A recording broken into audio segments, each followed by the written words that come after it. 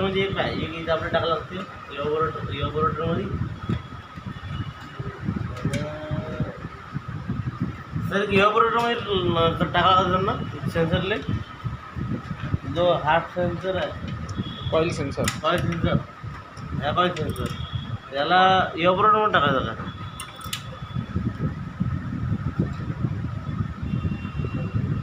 अभी के लिए सेंसर को छोड़ दो ना.